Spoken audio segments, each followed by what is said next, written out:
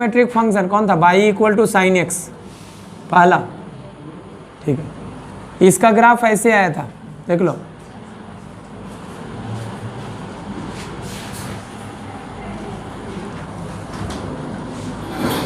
याद करना।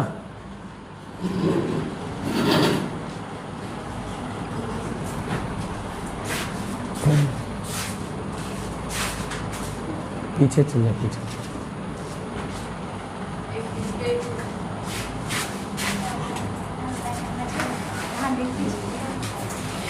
चलो देखना, देखो ये 0 रेडियन है, यहाँ पाई बटा 2, ध्यान से देखना इधर, इन्हें कि आज भी सो जाना। पाई एक बार जब देखा हुआ रहता है ना, फिर नहीं लगता है कि हाँ ये क्या हो रहा है, ठीक है। 3 पाई बटा 2, यहाँ 2 पाई, आगे भी वैसे ही चलेगा। इधर बता दो, माइनस पाई बटा 2 माइनस पाई माइनस 3 पाई बटा 2 और यहाँ माइनस 2 पाई, ठीक है। ग्राफ किसके बीच में था? 1 और -1, -1 और 1 के बीच में। 0 हुआ था यहाँ,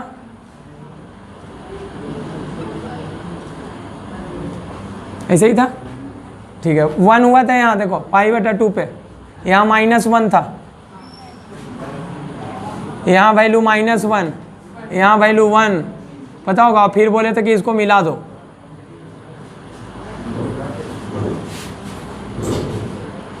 ऐसे। इस साइन का ग्राफ था, ठीक है। दूसरा ग्राफ खींचे थे कॉस का, y equal to cos x, ठीक है। अच्छा इसका ग्राफ क्या था?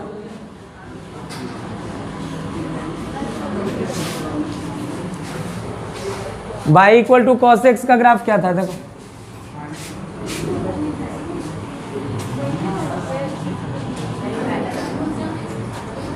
हिलाना मत, बैठना है तो बैठ जाओ लेकिन हिलाना मत, ठीक है, ठीक है। देखो यहाँ है पाई बटा 2, इधर ध्यान देना, इधर यहाँ पाई 3 पाई बटा 2, यहाँ 2 पाई, इधर आ जाओ, माइनस पाई बटा 2 माइनस पाई माइनस 3 पाई बटा 2 और इधर -2 पाई। साइन का और कॉस का तो बहुत पहले से ग्राफ याद किए हुए हो, ठीक है। याद क्या करना है? टेन का, कॉट का, सेक का और कॉसेक का, ये 4 का याद करना है, आज ही जाके याद करना, ठीक है। यहाँ देखो वैल्यू 1 है, यहाँ वैल्यू -1 है, मतलब ग्राफ इसी के बीच में होगा। अच्छा यहाँ वैल्यू 1 था, देखो 0 रेडियन पे वैल्यू 1 था, पाई बटा 2 पे 0 था, यहाँ 0 था, यहाँ 0, यहाँ 0, याद करो। पाई पे वैल्यू -1 था, याद करो। 2 पाई पे वैल्यू 1 था, इधर आ जाओ, माइनस पाई पे वैल्यू -1 था, ठीक है। यहाँ वैल्यू 1 था, अब इसको मिला दो, कॉस का ग्राफ यही था, ये कॉस का। अच्छा आगे भी ऐसे, फिर ऐसे, ऐसे होगा, फिर ऐसे होगा, ठीक है। ये कॉस का ग्राफ था। तीसरा टेन का ग्राफ याद रखना है, टेन का। अब पूरा टेन का ग्राफ हम नहीं खींचेंगे, सिर्फ माइनस पाई बटा 2 से पाई बटा 2 के बीच में खींचेंगे, ठीक है। या फिर थोड़ा सा और एक्सटेंड कर सकते हैं। देखो यहाँ पर ही 0 रेडियन, यहाँ पाई बटा 2, यहाँ पाई, यहाँ 3 पाई बटा 2, आगे भी वैसे ही चलेगा। इधर यहाँ माइनस पाई बटा 2, इधर माइनस पाई, और इधर आ जाओ -3 पाई बटा 2, और भी उधर जा सकते हैं। पाई बटा 2 पे अनडिफाइंड था, याद करो। अब माइनस पाई बटा 2 पे भी अनडिफाइंड था। 3 पाई बटा 2 पे अनडिफाइंड था 10, इसकी बात बोल रहे हैं, y इक्वल टू 10x। और एक था -3 पाई बटा 2 पे अनडिफाइंड। 0 कहाँ कहाँ था? यहाँ 0 था, देखो ये बाई एक्सिस है, ठीक है। यहाँ 0 था वैल्यू पाई पे, माइनस पाई पे, और ग्राफ ऐसा आया था 10 का, देख लो अच्छे से, ऐसे, यहाँ से ऐसे, ये 10 का ग्राफ था इस, ठीक है। अच्छा कॉट का ग्राफ 4 देखना, याद कर लो, फिर बोल रहे हैं याद करो। देखो ओरिजिन से होकर जा रहा है, इस टाइप का ग्राफ आ रहा है, इस टाइप का, इससे ऐसे इस टाइप का ग्राफ आ रहा है। तो याद कर लो इसको कि tan का ही ग्राफ है। देख लो कैसे है, ये -π/2 से π/2 के बीच में ऐसा है, और फिर हर इंटरवल में रिपीट कर रहा है, इसमें भी रिपीट कर रहा है, इसमें भी रिपीट कर रहा है, आगे भी रिपीट करेगा, इधर पीछे भी रिपीट करेगा। अच्छा कॉट का ग्राफ कैसे था, y = cot x का ग्राफ, y = cot x का ग्राफ। तो पहले यहाँ लिख दो 0 π/2 यहाँ पाई, फिर 3π/2 यहाँ 2π इधर, -π/2 यहाँ -π, -3π/2 इधर, -2π और भी दिखा सकते हो, रहने देते। चलो n पाई पे अनडिफाइंड था, ये n गुना पाई पे अनडिफाइंड था, मतलब 0 पे अनडिफाइंड है। ये डॉटेड लाइन यहाँ होगा, मतलब यहाँ टच नहीं करेगा ग्राफ। पाई पे अनडिफाइंड था, 2π पे अनडिफाइंड था। कॉट की बात बोल रहे हैं, tan अनडिफाइंड कहाँ था, π/2, -π/2, 3π/2, -3π/2, इस पे, इसमें n गुना पाई पे, मतलब पाई का मल्टीपल, 1 गुना पाई, 2 गुना पाई, 0 गुना पाई, -1 गुना पाई, सब पे अनडिफाइंड होगा। यहाँ अनडिफाइंड, यहाँ अनडिफाइंड, अनडिफाइंड होगा। 0 कहाँ होगा, ऑड मल्टीपल ऑफ π/2, मतलब π/2 में कोई विषम संख्या गुना रहे, 1 गुना π/2, 2 × π, 3 × π/2, 5 × π/2, वहाँ 0 होगा, तो वैल्यू यहाँ 0 होगा, यहाँ वैल्यू 0 होगा। देख लो ये -1 गुना π/2, ऑड नंबर में π/2 गुना है, यहाँ भी, यहाँ 0 होगा, कर ली, यहाँ 0। अब देखो इसमें, देखो ओरिजिन से होकर जा रहा था ग्राफ, ओरिजिन से tan वाले में, इसमें 0 से π/2 के बीच में tan जो होता है इंक्रीजिंग फंक्शन होता है, एंगल बढ़ाओगे tan का वैल्यू बढ़ेगा 0 से 90 के बीच में, लेकिन कॉट में डिक्रीजिंग होता है। मतलब यहाँ 0 से, देखना 0 से π/2 में ग्राफ ऐसे घटेगा घटेगा, और फिर ऐसे देख लो कैसे ग्राफ है, उसका जस्ट उल्टा है। देखो वहाँ कैसे था, इसमें कैसे, याद कर लो इसको। फिर बोले तुम 10-15 मिनट टाइम दो, घर में खुद से ग्राफ खींचो, बार बार खींचो, ये आगे भी काम देगा। ठीक है, इसको देखो, ये खींच ली,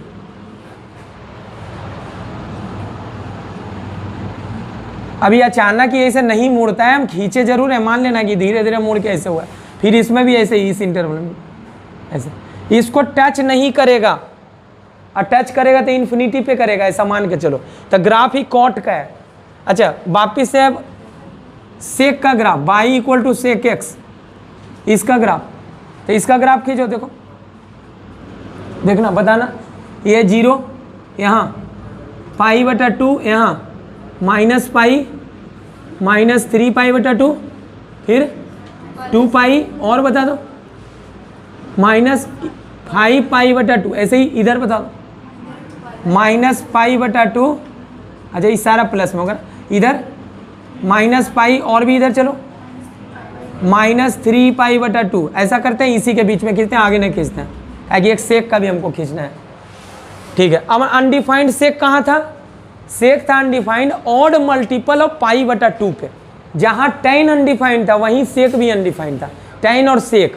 तो tan कहाँ अनडिफाइंड था, देखो π/2, -π/2, तो यहाँ इस पर अनडिफाइंड होगा, π/2 पे अनडिफाइंड, डॉटेड लाइन खींच दो, इस पर अनडिफाइंड होगा, फिर -3π/2 पे अनडिफाइंड होगा, 3π/2 पे अनडिफाइंड होगा, खींच दिए। और सेक का वैल्यू कभी भी 1 से छोटा नहीं होता है, मतलब -1 और 1 के बीच में नहीं होगा, या तो 1 से बड़ा या तो -1 से छोटा होगा। तो सबसे पहले तो यहाँ दिखा दो, 1 दिखा दिए, 1 है, इधर ले लो -1, मतलब ग्राफ या तो इसके ऊपर होगा या तो इसके नीचे होगा। तो देखो सेक का ग्राफ कैसे था, यहाँ देखना सेक का ग्राफ, ये देखना, ये नीचे का ही वाला जो ऐसे है ना, नीचे का, इसको तुम ऊपर का कर दो, ऊपर का ऐसे कर दो, ऐसे देखो, मतलब 0 रेडियन पे वैल्यू सेक का 1 होगा, और 0 पे सेक का भी वैल्यू, कॉस का भी वैल्यू 1 होता है। देखो 0 रेडियन पे कॉस का भी वैल्यू 1, और 0 रेडियन पे सेक का भी वैल्यू 1 होगा, ऊपर जाएगा। अच्छा नीचे इसमें, यहाँ पे पाई पे वैल्यू क्या होता है, -1। देखो पाई पे वैल्यू देखो यहाँ कितना था, -1। तो फिर वापिस बोलते हैं, ये वाला जो वैल्यू है कॉस का जो ये वैल्यू नीचे ऊपर दिख रहा है, वो कहाँ दिखाओगे, नीचे की ओर ऐसे देखो, पहले -1 मार्क कर देते हैं, -1 ऐसे ऐसे। उम्मीद करते हैं समझ गए होगे क्या किए। इधर देखो, इस इंटरवल में देखना, यहाँ पर ई वाला वैल्यू देखना, ई वाला, ई दिख रहा है, ई वाला पार्ट। ये कॉस का वैल्यू कहाँ से कहाँ तक है? -3π/2 से कहाँ? -π/2। बस कुछ मत करो, यहाँ पलट दो। यहाँ देखो पहले -1 होगा, यहाँ दिखा दिए माइनस, देखो -π पे सेक का वैल्यू कितना है? कॉस का वैल्यू -1 है, सेक का भी वैल्यू क्या होगा? -1। तब बस ऐसे। अब ऐसे ही आगे वाले पोर्शन के लिए, इधर के लिए भी ऐसे जो है ये ऊपर चला जाएगा, इधर ऐसे, समझ गए? ये किसका वैल्यू है? सेक फंक्शन है, ठीक है। और लास्ट 6 था, कौन सा? y = cosec x। तब y = cosec x का ग्राफ कैसे होगा? तब पहले ही देखो 0 रेडियन यहाँ,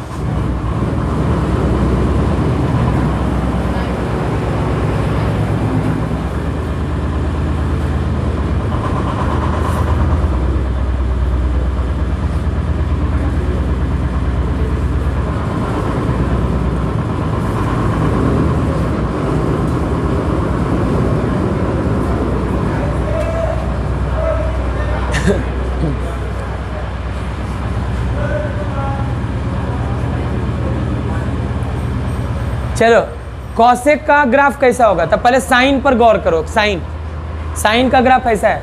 अच्छा, ये वाला पोर्शन देखना, 0 से पाई के बीच में सबसे पहले कॉसेक अनडिफाइंड कहाँ होगा? जहाँ जहाँ साइन 0 था वहाँ वहाँ कॉसेक अनडिफाइंड होगा। साइन 0 कहाँ है? 0 पे और पाई पे, 0 पाई 2 पाई, मल्टीपल ऑफ पाई पे, n पाई पे।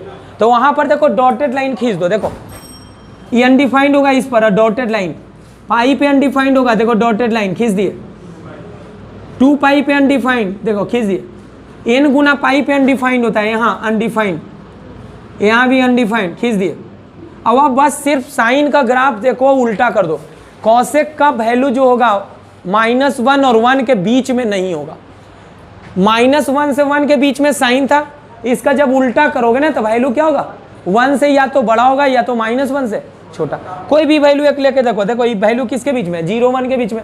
इसका जब उल्टा करोगे, उल्टा, तो ये वैल्यू जो है ना 1 से बड़ा हो जाएगा। देखो ये हटाओगे तो ऊपर 10, कितना वैल्यू बन गया? 10। तो 0.1 का उल्टा जो है वो क्या हो गया? 1 से बड़ा हो गया। तो कोई भी 0 और 1 के बीच का संख्या लोगे तो उसका उल्टा करोगे तो 1 से बड़ा हो जाएगा। और अगर वैल्यू -1 से 0 के बीच में लोगे तो वैल्यू -1 से छोटा हो जाएगा। मतलब साइन का वैल्यू किसके बीच में था? -1 और 1 के बीच में, तो उसका उल्टा इसके बीच में नहीं होगा, या तो 1 से बड़ा या तो -1 से छोटा। अब ये वाला पहलू देखो, ये वाला पहलू जो ऐसे देख रहे हो, इसको कुछ मत करना, ऐसे करके ऐसे कर देना, ऐसे। वही कॉसेक का ग्राफ होगा। अब बोलो ग्राफ कैसे आया था? बहुत सारा x का वैल्यू लिए होंगे, अब y निकाले होंगे, उसके रेस्पेक्ट में पॉइंट प्लॉट किए होंगे और मिला दिए होंगे, तो उतना ने ग्राफ डायरेक्ट याद कर लो। अच्छा वापिस बताना, यहाँ पहले खींच देते हैं। ये 1 है, 1 वैल्यू, तो ग्राफ इसके ऊपर होगा, और ये वैल्यू ये -1 है, इसके नीचे होगा। तो बताओ इस वैल्यू, ये 0 से पाई है, देखो वैल्यू 0 से पाई में देखो साइन का ग्राफ कैसा था? ऐसा था, ऐसे नीचे की ओर, कॉनकेव डाउनवर्ड ऐसे था। तो इसको ऊपर कर दो, ठीक है। तो कैसे बताओ? यहाँ देखो π/2 पे वैल्यू कितना होगा कॉसेक का? 1, ठीक है। ऐसे करके ऐसे कर, ये टच करेगा इन्फिनिटी पे, ऐसा मान के चलो। अच्छा यहाँ अब आ जाओ, पाई से 2 पाई के बीच में, इस इंटरवल में आओ, पाई से 2 पाई। तब पाई से 2 पाई में कहाँ कैसा था? देखो पाई से 2 पाई में ऐसे था, तब कॉसेक का खींचोगे तो कुछ नहीं, ऐसे कर देना, ठीक है। समझ गए? ठीक है, करो, खींचो नीचे, कैसे? देखो यही होगा ना, देख लो, -1 से छोटा होगा। यहाँ बता दो, यहाँ इस रेंज में, इसमें क्या होगा? सही है कि गलत है? देख लो। अब बाकी इधर भी वैसे ही चलेगा। इधर कैसे चलेगा बताओ? इसमें ऐसे चलेगा कि नहीं? कुछ गलत खींचेगा, देखो सही है ना? समझ गए कि दिक्कत हो गया? अब चलो देखो, सारा फंक्शन मेनी 1 है। देखो सारा फंक्शन जो है मेनी 1 कैसे होता है? 2x के लिए एक ही y आ जाए। देखो ऐसे था, एक सेट देखो ये है, इसमें देखो 2 वैल्यू है, एक है x1 एक है x2, और भी बहुत सारा है। इधर एक सेट है देखो b, सेट b, इधर मान लो एक है वैल्यू y1, एक है वैल्यू y2 और है y3। तो देखो अगर 2x के लिए, कम से कम 2x के लिए एक ही y हो जाए तो फिर ये क्या हो जाएगा, मेनी वन फंक्शन होगा। अब मेनी वन का इन्वर्स एग्जिस्ट नहीं करता है, क्योंकि इन्वर्स भी एक फंक्शन ही होता है। तो जब उल्टा लिखोगे फंक्शन, देखो एफ फंक्शन किससे है, सेट ए से सेट बी में है।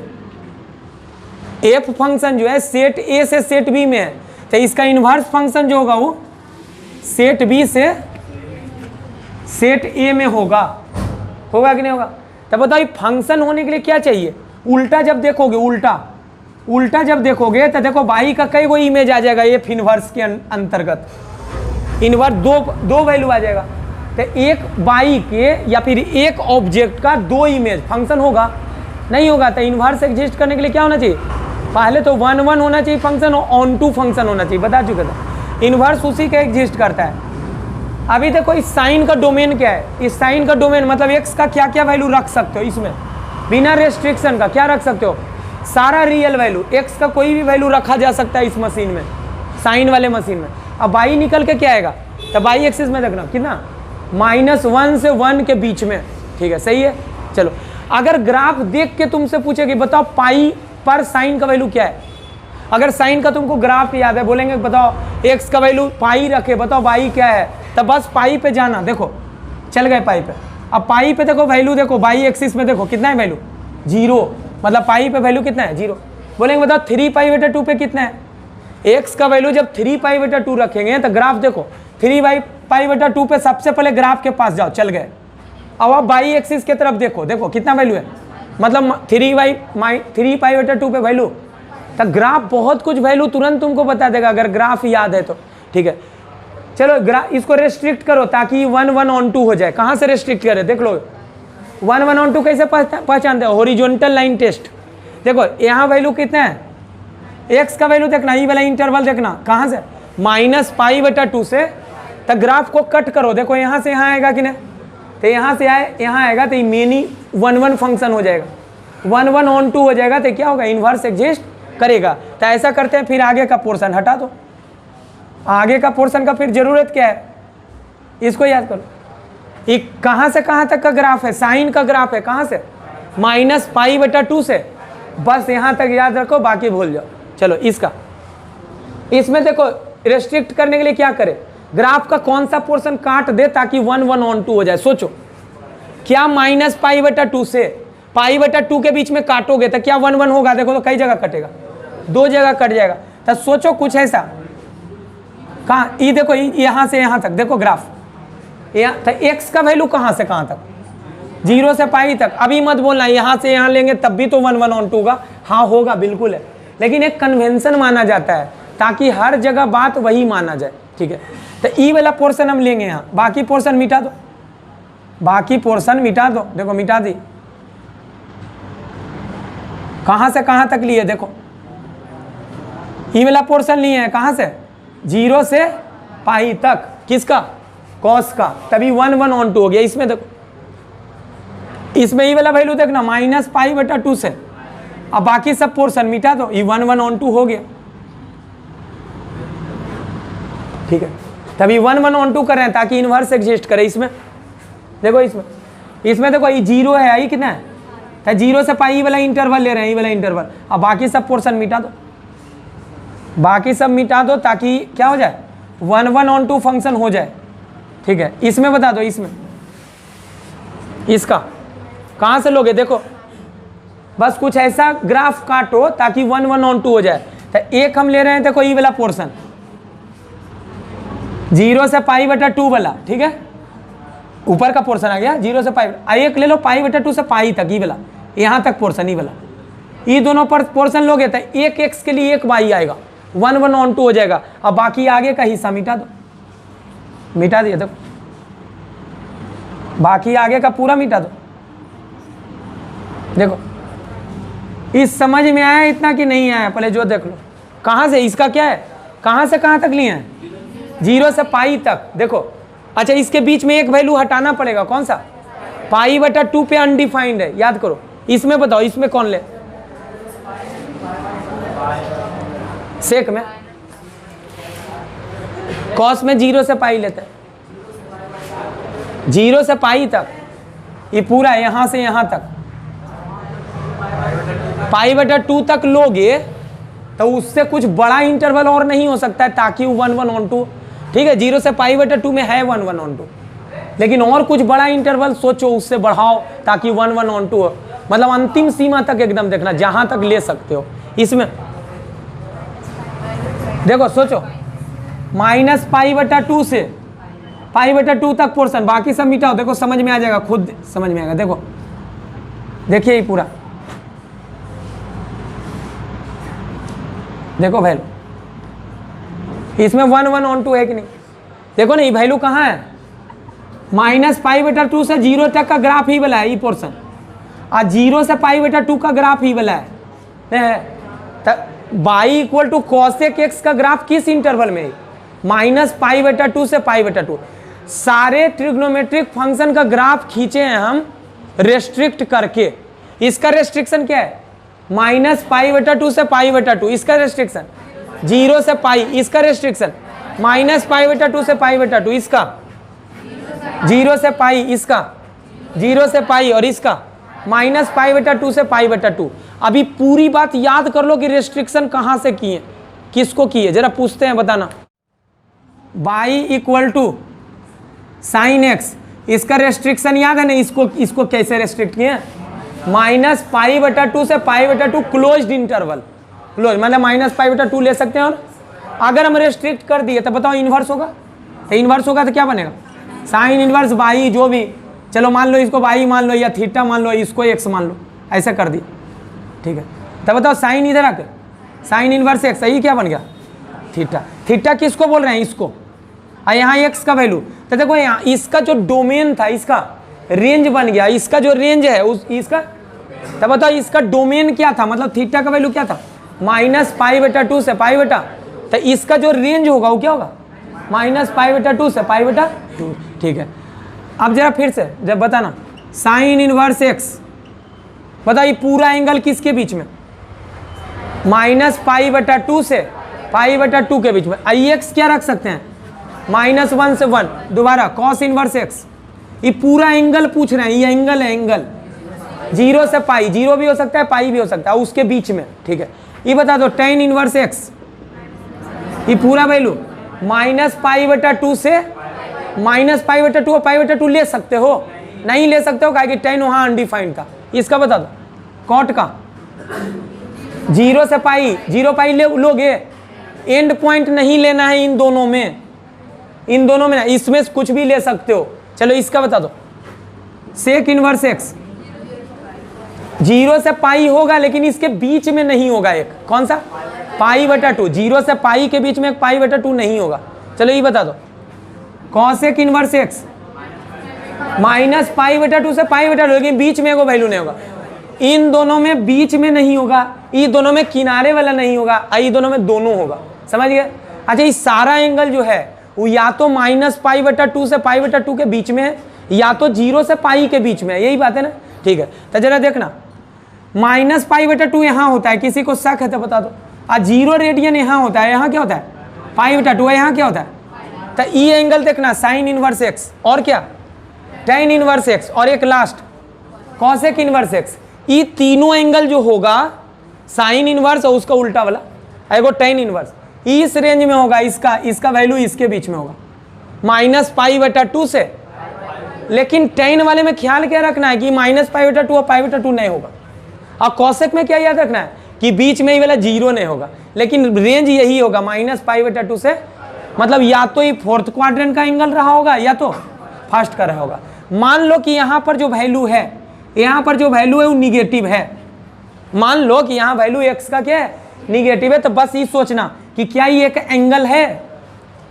इनवर्स क्या होता है, एंगल, इनवर्स किसके बीच में एंगल होगा बताओ, tan इनवर्स किसके बीच में होता है, -π/2 से।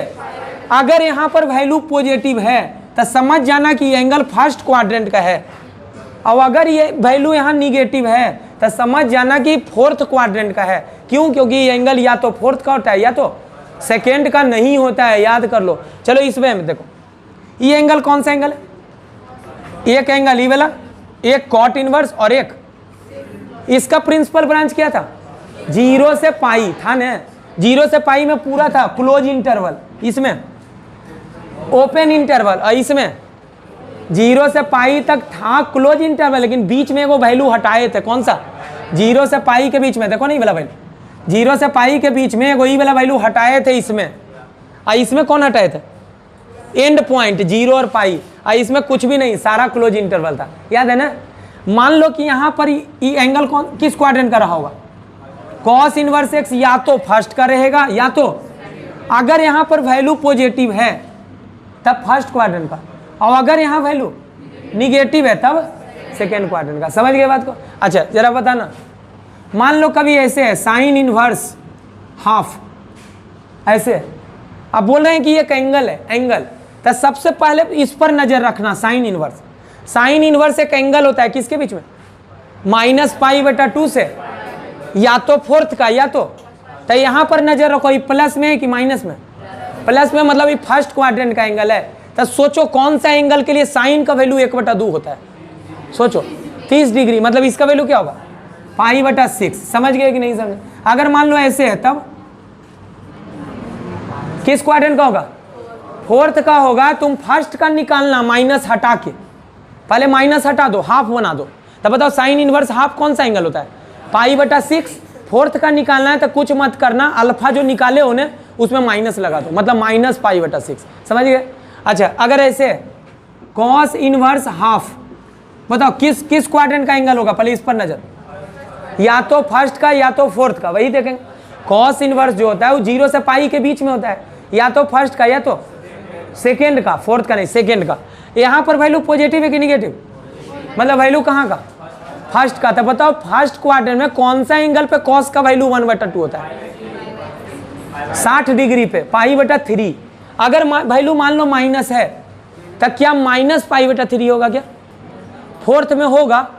नहीं होगा, या तो फर्स्ट में या तो सेकेंड में। तो सेकेंड का सोचना है तो कैसे सोचना, वही बात बोल रहे हैं। तुम पहले 1/2 पे सोच लेना। 1/2 का कितना रेडियन होगा? π/6, मतलब 60 डिग्री होगा। तुम क्या करना, जो सेकेंड का निकालना, सेकेंड का जो सेकेंड का निकालोगे क्या करोगे? 180 में 60 घटा देना। तो 180 में 60 घटाओगे तो कितना? 120। समझ गए? पहले फर्स्ट का निकाल लेना और सेकेंड का अगर निकालना है तो क्या करना? 180 में घटाना। तो 180 में घटाओगे तो कितना? 180 में 60 घटाओगे 120। तो इसका वैल्यू 120 यानी कि 2π/3। उम्मीद करते हैं समझ गए। अगर वैल्यू निगेटिव है, वापिस से बोल रहे हैं, देखो मान लो ये कॉट इनवर्स ऐसे है, ऐसे, तब पहले इस पर गौर करना कि इसका प्रिंसिपल ब्रांच क्या है। क्या है इसका प्रिंसिपल ब्रांच? 0 से पाई, या तो फर्स्ट क्वाड्रेंट का एंगल है या तो सेकेंड का है। तो वैल्यू यहाँ निगेटिव कि पॉजिटिव? तो ये किसका है? तब पहले फर्स्ट का निकाल लो, 1 बना के निकाल लो। बताओ 1 बनाओगे तो कितना वैल्यू? π/4, 45 डिग्री। तो अगर सेकेंड का निकालना है तो pi minus alpha, pi minus alpha, alpha कितना निकाले थे? π/4। तब पाई में π/4 घटा लो, कितना आ गया वैल्यू? 3π/4। मतलब यही एंगल है जिसका कॉट इनवर्स ये जो है इसके बराबर होगा। समझ पाए कि नहीं? एक्सरसाइज निकालो पहला। इधर इधर देखो, पहले ये एक एंगल होगा, इसमें किसी को शक नहीं होना चाहिए। ये एंगल है, ये एंगल है साइन इनवर्स। तब पहले याद करना साइन इनवर्स का प्रिंसिपल ब्रांच क्या होता है? -π/2 से π/2 के बीच में, मतलब इसमें होगा, इसमें ये -π/2 यहाँ, मतलब या तो यहाँ का एंगल रहा होगा, यहाँ तो। अब नजर इस पे, ये वैल्यू निगेटिव में है कि पॉजिटिव में? मतलब ये इसका तो नहीं रहेगा, पक्का है कि फोर्थ क्वाड्रेंट का रहेगा। तब पहले तुम क्या कर लो, माइनस हटा के वैल्यू फर्स्ट वाला निकाल लो। फर्स्ट वाला बताओ क्या होगा? 30 डिग्री, 30 डिग्री वही होगा ना? 30 का मतलब π/6। लेकिन निकालना किसका है? निकालना किसका है? फोर्थ का। तो अल्फा जो निकला है फोर्थ का निकालने में कुछ मत करना, एक माइनस लगा देना। तो बताओ ये वैल्यू क्या होगा? -π/6 आंसर होगा। नहीं समझ में आया? नहीं आया? इसका देखो, इस पर नजर रखो। इसका प्रिंसिपल ब्रांच क्या होता है? इसका प्रिंसिपल ब्रांच 0 से पाई। 0 से पाई का मतलब ऐसे, ऐसे, यहाँ 0 है, यहाँ मतलब या तो इस क्वाड्रेंट का रहेगा या तो वैल्यू देखो यहाँ पर वैल्यू पॉजिटिव है कि निगेटिव है? अगर पॉजिटिव है तब फर्स्ट में, और अगर यहाँ वैल्यू निगेटिव है तब, तो यहाँ तो वैल्यू पॉजिटिव है। तो सोचो √3/2 कॉस कितना डिग्री होता है, कितना डिग्री, 30 डिग्री। 30 डिग्री मतलब कितना, π/6, 180/6 30 होता है, यही आंसर होगा।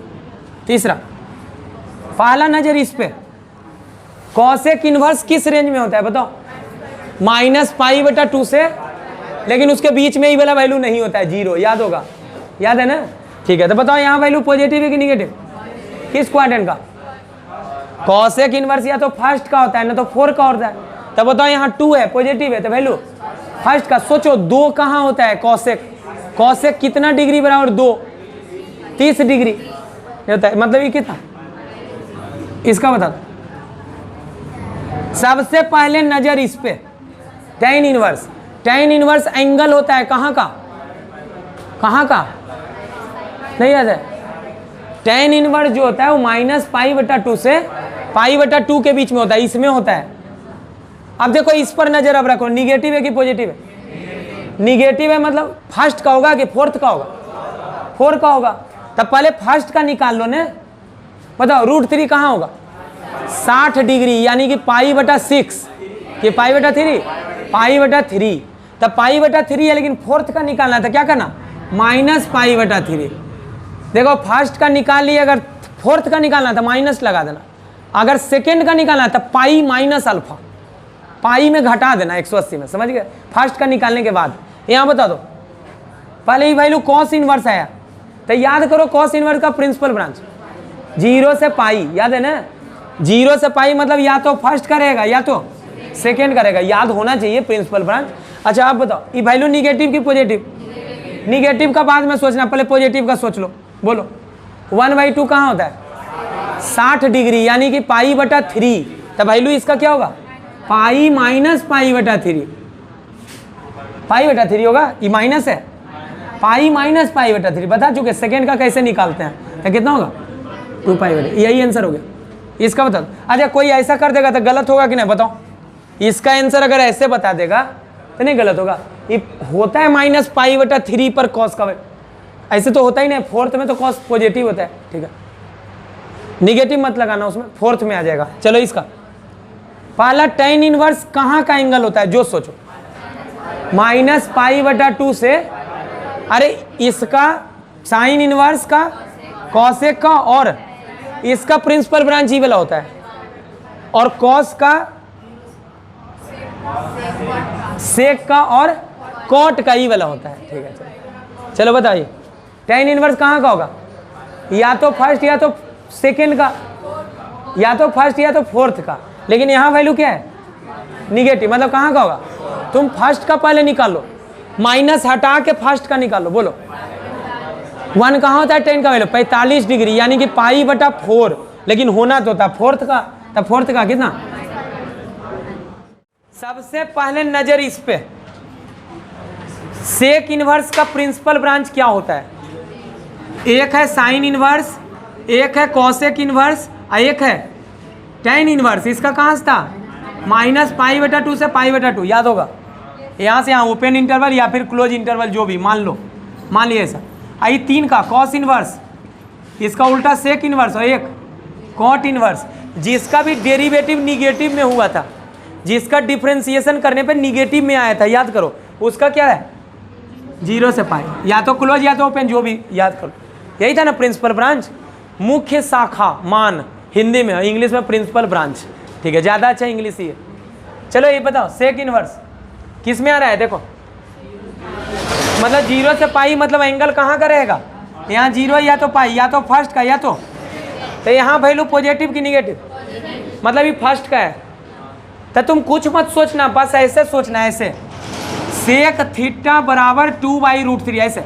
अगर डिटेल करना है तो देखो इसको पहले क्या मान लो, इसको क्या मान लिए, ये एक एंगल है, कौन सा एंगल, मान लो थीटा, हम मेनली हमको निकालना है थीटा, तो बोलो इधर अगले स्टेप में सेक इनवर्स इधर आके, सेक इनवर्स इधर आके, सेक थीटा बराबर 2/√3। अब बस सोचना थीटा का कौन सा वैल्यू, लेकिन सोचना फर्स्ट क्वाड्रेंट या फिर सेकेंड में, फोर्थ में मत जाना, या तो फर्स्ट में सोचो ना तो सेकेंड में सोचो। तो सेक थीटा का वैल्यू पॉजिटिव, बोलो थीटा क्या रहेगा, थीटा क्या होगा, 2/√3 कहाँ होता है, कॉस का उल्टा है, कॉस का उल्टा, सोचो कितना होता है 30 डिग्री। 30 का मतलब π/6, यही आंसर हो गया। ये पूरा डिटेल बना दिया। चलो इसका बताओ, इसका पहले इसको क्या मानोगे, थीटा मान लिए, थीटा मान लिए। अब बताओ यहाँ वैल्यू कॉस इनवर्स, उधर जाकर कॉस, तो कॉस थीटा बराबर कितना। अब एक बात बता दो, कॉस इनवर्स का प्रिंसिपल ब्रांच क्या था 0 से पाई। तो एक बात बताओ, ये वैल्यू निगेटिव है मतलब कहाँ का सोचना, सेकेंड क्वाड्रेंट का सोचना। तो पहले फर्स्ट का सोच लो, बताओ फर्स्ट का क्या होगा, माइनस हटा के सोचो ना, वैल्यू कितना होगा π/4 45 डिग्री। तो सेकेंड का क्या होगा, तब बताओ यहाँ से डायरेक्ट लिखना, डायरेक्ट थीटा का वैल्यू क्या होगा पाई माइनस π/4। इतना ही वैल्यू पे इतना आएगा, ठीक है। दिक्कत है तो बता दो, सही है ना। चलो तो वैल्यू कितना आ गया 3π/4। ऐसे डायरेक्ट इस सवाल आता है ऑब्जेक्टिव में, डायरेक्ट इसका वैल्यू इतना लिखना, ये डिटेल नहीं करना, आएगा ही नहीं सब्जेक्टिव में, 2 नंबर में पूछेगा ही नहीं। जब पूछेगा तो ऑब्जेक्टिव में 4 को चॉइस देगा, ठीक है। इसका बता दो डायरेक्ट लिखे, कॉसेक इनवर्स किस में होता है -π/2 से, वैल्यू यहाँ निगेटिव है तो कहाँ का होगा, फोर्थ का होगा। तब फोर्थ का सोचना बाद में, पहले फर्स्ट का सोचो माइनस हटा के।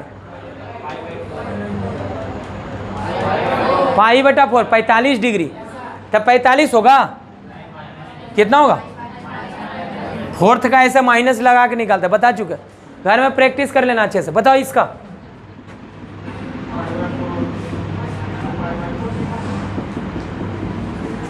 सब जोड़ दो आंसर हो जाएगा। इसका निकाल लिए, इसका निकालिए। अब तो इतना कंफर्टेबल होना चाहिए कि देखते के साथ तुरंत दिखना चाहिए कौन सा एंगल। बताओ 1 कहाँ आता है 45 पे, माइनस हाफ में है, तब माइनस में कॉस इनवर्स कहाँ आएगा, फोर्थ में आएगा कि सेकंड में आएगा, सोचो फोर्थ में कि सेकंड में। तब पहले फर्स्ट का सोचो, बोलो फर्स्ट का सोचो, बताओ फर्स्ट में कितना होगा 60 डिग्री मतलब π/3, लेकिन सेकेंड का सोचना है, निगेटिव था तो क्या होगा पाई माइनस π/3 यानी कि 2π/3। इसका बता दो, माइनस हटा के पहले सोच लो, π/6 30 डिग्री, लेकिन यहाँ माइनस है और साइन इनवर्स होता है या तो फोर्थ में या तो फर्स्ट में, तो इसका वैल्यू इसको भिन्न का जोड़ कर लेना, भिन्न का जोड़, आंसर निकाल लेना। निकाल लोगे कि हम निकाल दें, बोलोगे तो निकाल देंगे, ठीक है। इसका बता दो, हाफ है ना, कॉस इनवर्स हाफ 60 डिग्री, यहाँ 2 है, 2 ये 1/2 साइन इनवर्स, ये वाला वैल्यू बताओ 30 डिग्री यानी कि कितना, ये काटोगे तो कितना आई π/3 या π/3 जोड़ के 2π/3। यहाँ बोल रहा है साइन इनवर्स x बराबर y और 4 को ऑप्शन दिया है। देखो क्या बोला है, ऑप्शन देखो, ऑप्शन किसके बारे में पूछ रहा है, y के बारे में कि x के बारे में। ऑप्शन में देखो बोल रहा है y कौन सा इंटरवल में होगा, y कौन सा होगा, बताइए y किसको बोला गया है, इसको ना, तो ई वाला इनवर्स किसके बीच में होता है -π/2 से। तो तुमसे पूछा कि y जो होगा किसके बीच में होगा, लाइज बिटवीन, कैसे, यही ऑप्शन, यही आंसर हो जाएगा। बोलो दिक्कत है तो बता दो, ये बता दो इसका वैल्यू tan इनवर्स √3 कितना होगा 60 डिग्री, गलत है, यहाँ माइनस, ये वैल्यू कितना है निगेटिव। पहले सेक इनवर्स का याद करो, प्रिंसिपल ब्रांच 0 से पाई, या तो फर्स्ट में या तो सेकेंड में, तो यहाँ वैल्यू निगेटिव है मतलब ये निश्चित है कहाँ का है, सेकेंड का है, तो तुम फर्स्ट का सोच लो ना, फिर पाई माइनस अल्फा कर देना। तब बताओ 2 कहाँ होता है 60 डिग्री पे, 60 डिग्री पे है, लेकिन ये निगेटिव है तो कितना आएगा 120 डिग्री, 180 माइनस 60 करेंगे, नहीं पता फर्स्ट का निकालते हैं तो सेकेंड का कैसे निकालते हो, पाई माइनस अल्फा, तो ये कितना होगा, इसका वैल्यू होगा पाई माइनस 60 डिग्री। बोलो दिक्कत है तो बता दो, आप बताओ π/3 माइनस, इसको भिन्न का घटाव करो 2π/3, एलसीएम लेके बता दो। ये पहला एक्सरसाइज इक्वल टू, इधर देखना y इक्वल टू ऐसे है साइन x, ऐसे सही है ना। अगर ऐसे है तो क्या हमेशा ऐसे लिख सकते हो क्या, हमेशा हम बोल रहे हैं, अगर ऐसे है बोले कि यदि y equal to sine x, तब हमेशा ऐसे लिखा जा सकता है? नहीं लिख सकते हैं हमेशा, जब तक कि x के बारे में कुछ बोला ना जाए। अगर बोल दें कि x जो है -π/2 से π/2 के बीच में, अब y जो है -1 से 1 के बीच में, तभी ऐसे लिख सकते हैं, ऐसे नहीं लिख सकते हैं। जब तक इस x को रेस्ट्रिक्ट नहीं करोगे, कहाँ से कहाँ तक, -π/2 से π/2 तक, तब तक इन्वर्स के रूप में नहीं लिखा जा सकता है। इस बात को याद कर लो एकदम। अच्छा, अगर है तो कुछ प्रॉपर्टी की बात बोलते हैं, सुनना। मान लो ऐसे है साइन, और अंदर है साइन इनवर्स एक्स, देख लो अच्छे से, ऐसे बाहर है साइन और अंदर ब्रैकेट में क्या है, साइन इनवर्स एक्स, तो इसका वैल्यू हम लोग एक्स लिख सकते हैं, एक्स, ठीक है। अच्छा ये बताओ, ये साइन इनवर्स एक्स डिफाइन अगर है, अगर ये इनवर्स डिफाइन है, तो निश्चित है कि एक्स जो है ना यहाँ पर वो -π/2 से π/2 के बीच में है कि -1 से 1 के बीच में है। सोचना, ये आगे इनवर्स है, तो इनवर्स के बगल में जो होता है वो वैल्यू होता है, तो ये -1 से 1 के निश्चित है रहेगा, क्या कि इनवर्स डिफाइन तो तभी होगा। तो याद कर लो, अगर बाहर साइन और अंदर साइन इनवर्स एक्स, तो इसका वैल्यू एक्स होगा। वैसे ही इसका कॉस है और कॉस इनवर्स एक्स है, तो वैल्यू एक्स। बोलो टेन है और टेन इनवर्स एक्स है, तो इसके बारे में कुछ भी मत सोचना, ही निश्चित डिफाइन होगा, क्या कि यहाँ तो एक्स कुछ हमेशा क्या होगा, अपने डोमेन में ही होगा, निश्चित है एकदम। फिर और बता दो, कॉट यहाँ है, कॉट इनवर्स एक्स बराबर एक्स। फिर बता दो सेक, और अंदर सेक इनवर्स एक्स बराबर एक्स। एक लास्ट कॉसेक, और यहाँ क्या है, कॉसेक इनवर्स एक्स बराबर क्या होगा, एक्स। इसमें किसी को दिक्कत है तो बता दो, नहीं दिक्कत है, नहीं दिक्कत है तो जरा एक बात बताना हमको, बताना। हम ही एक प्रूफ करते हैं, बाकी तुम लोग के लिए छोड़ते हैं, घर में प्रूफ बिल्कुल भी मत करना तुम, बस याद कर लेना फॉर्मूला इशारा। चलो इसको देखना, इस पर इसका वैल्यू किसके बराबर है, ये अंदर वाला वैल्यू देखना, साइन इनवर्स एक्स। ये एक एंगल है, एंगल, इस एंगल को हम मानते हैं थीटा। चलो देखो, किसको मान रहे हैं, साइन इनवर्स एक्स को क्या मान रहे हैं, थीटा मान रहा है। देखो मान लिए, मान लिए यहाँ देखो, हम मान के चल रहे हैं कि थीटा किसके बीच में है, -π/2 से π/2 के बीच में। बोलो साइन इनवर्स, उधर जाकर उधर साइन हो जाएगा, तो कितना हो जाएगा, साइन थीटा बराबर कितना हो गया, एक्स। सही है ना, बात मत करो ना, क्यों बात कर रहे हो। इस साइन इनवर्स उधर जाके क्या होगा, साइन थीटा, तो साइन थीटा का वैल्यू एक्स हो गया। आप बताओ, ये साइन रहने दो, रहने दिए साइन, आई थीटा का वैल्यू रख दो यहाँ से, जो देखो थीटा बोले थे किसको, साइन इनवर्स एक्स। देखो कितना हो गया, साइन इनवर्स एक्स, यहाँ कितना हो गया, देखो साइन इनवर्स एक्स का वैल्यू एक्स। देखो ये प्रूफ हो गया कि ना। जो जल्दी प्रूफ होता है वो लेट में समझ में आता है, फिर बोल रहे हैं, वापिस से बोल रहे हैं, सुनना वापिस से, देखना इस पर गौर करो, इस पर ये दिख रहा है, देखो ये दिख रहा है, बस इसको कुछ मानो। देखो मानते हैं, किसको मान रहे हैं, उस प्रॉपर्टी को प्रूफ करने के लिए बोल रहे हैं, कॉट इनवर्स एक्स को क्या मान लो, थीटा। अब कॉट इनवर्स उधर जाकर कॉट में बदल जाएगा, इधर क्या बचा, बस एक्स को रहने दो, कॉट भी रहने दो, और यहाँ से थीटा का वैल्यू चिपका दो। ये थीटा का वैल्यू ला के यहाँ से रखो, क्या होगा, कॉट इनवर्स एक्स। देखो तो कॉट इनवर्स एक्स बराबर एक्स, प्रूफ हो गया क्या। तो ये पहला रेंज ऑफ प्रॉपर्टी का पहला प्रॉपर्टी, जिसको याद कर लो, याद हो जाएगा, ठीक है। सेकेंड, आज सेकेंड पे जरा गौर करना, फिर बोल रहे हैं, इस बार बाहर साइन इनवर्स एक्स रहेगा। इस बार पहले साइन था, ट्रिग्नोमेट्रिक था, वो अंदर इनवर्स ट्रिग्नोमेट्रिक था। बाहर ट्रिग्नोमेट्रिक था, वो अंदर इनवर्स ट्रिग्नोमेट्रिक। यहाँ उल्टा है, बाहर इनवर्स है और अंदर ट्रिग्नोमेट्रिक है। ऐसा जब रहेगा ना तो विशेष गौर करना, इस पर तो गौर ही मत करना। क्यों नहीं करना, क्योंकि अंदर इनवर्स है, और अंदर अगर इनवर्स है तो डिफाइन होने के लिए ही तो निश्चित है कि -1 से 1 के बीच में रहेगा, तभी इनवर्स निकलेगा। तो इस पर तो गौर भी मत करना। जब बाहर ट्रिग्नोमेट्रिक, अंदर इनवर्स ट्रिग्नोमेट्रिक, तो ऐसा ही काट के एक्स लिख देना। लेकिन जब ऐसे रहेगा तो आंख मूंद करके साइन इनवर्स और साइन काट के एक्स मत लिख देना, गड़बड़ हो जाएगा। पहले इसको देखना ही, एक्स को, यहाँ एक्स वैल्यू होगा कि एंगल होगा, एंगल होगा, क्या कि आगे साइन है। यहाँ वैल्यू था, क्या कि आगे इनवर्स था। बोलो दिक्कत है तो बताओ। यहाँ एक्स किसके बीच में होना चाहिए, -π/2 से π/2 के बीच में होना चाहिए, तभी काट के ऐसे लिखोगे एक्स। ऐसे नहीं लिख सकते हो, ऐसे लिख दोगे तो गड़बड़। जैसे मान लो ऐसे रहे साइन इनवर्स और अंदर है साइन 2π/3, तो इसको साइन इनवर्स से साइन काट के और 2π/3 लिख दोगे तो ये हो जाएगा गलत। क्यों हो गया? क्योंकि वैल्यू जो है वो प्रिंसिपल ब्रांच में नहीं है। कब ख्याल रखना, फिर बोल रहे हैं बाहर इनवर्स और अंदर ट्रिग्नोमेट्रिक रहे तब बोलोगे फिर बनाएंगे कैसे? तो इस टाइप के सवाल को सबसे पहले ये अंदर वाले को क्या करना, उसके प्रिंसिपल ब्रांच में लाना, या तो इसका वैल्यू लिख देना, इसका वैल्यू। तो बताओ 2π/3 का मतलब 120 डिग्री, तो साइन 120 डिग्री का वैल्यू होता है √3/2, लिख दिए, पहले वैल्यू रख देना। अब आप सोचना साइन इनवर्स √3/2 यानी कि कितना, π/, ठीक, आंसर हो गया। नहीं समझ में आया, सवाल जब लेके चलेंगे तब समझना। चलो, साइन इनवर्स साइन एक्स का वैल्यू एक्स कब होगा? जब एक्स क्या हो, -π/2 से π/2 के बीच में होगा तभी होगा, ऐसे नहीं होगा। ठीक है, और बता दो, कॉस इनवर्स कॉस एक्स बराबर हमेशा होगा? नहीं, एक्स अपने प्रिंसिपल ब्रांच में रहेगा तब होगा। कहाँ से कहाँ तक? 0 से π अगर एक्स रहेगा तभी होगा, ऐसे नहीं। बताओ इसका वैल्यू क्या लिखें? कॉस इनवर्स कॉस π/3, बोलो।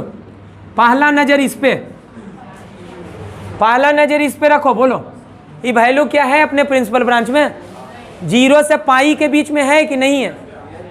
π/3 का मतलब 60 डिग्री नहीं होता है 0 से π के बीच में, होता है, तो इसका वैल्यू। लेकिन अगर कभी ऐसे रह जाए तब -π/3, तो लिख दे -π/3, गलत हो जाएगा, काहे कि 0 से π के बीच में नहीं है, 0 से π के बीच में पहले बनाना पड़ेगा तभी लिख पाएंगे। चलो तीसरा प्रॉपर्टी बताना, tan इनवर्स और अंदर है tan x, बोलो इसका वैल्यू x कब होगा? जब x क्या हो, -π/2 से π/2 के बीच में। और बताओ next property, cot inverse cot x बराबर क्या होना चाहिए? x 0 से π के बीच में होना चाहिए, गलत है। और बताओ नेक्स्ट, सेक इनवर्स और अंदर है सेक x, बोलो x इसका वैल्यू कब होगा? जब x क्या हो, 0 से π। प्रिंसिपल ब्रांच याद करो ना। फिर लास्ट क्या है, कॉसेक इनवर्स, क्या बताओ, माइनस, अच्छा ये कॉसेक इनवर्स और अंदर कॉसेक x का वैल्यू क्या होगा? लेकिन ध्यान क्या रखना है, x क्या होना चाहिए? -π/2 से π/2 के बीच में। इतना बात समझ में आ गया कि नहीं आया? एक हम प्रूफ करते हैं, वैसे ही दूसरा किया जा सकता है। इसको देखो, और से देखो अंदर वाला वैल्यू देखो, अंदर क्या है, साइन एक्स, उसको कुछ मानो। अब बोलो साइन एक्स को थीटा मान ले, तो ये एंगल होता है, एंगल होता है ही नहीं, वैल्यू होता है, तो वैल्यू कुछ मानो ना, मान लो भाई।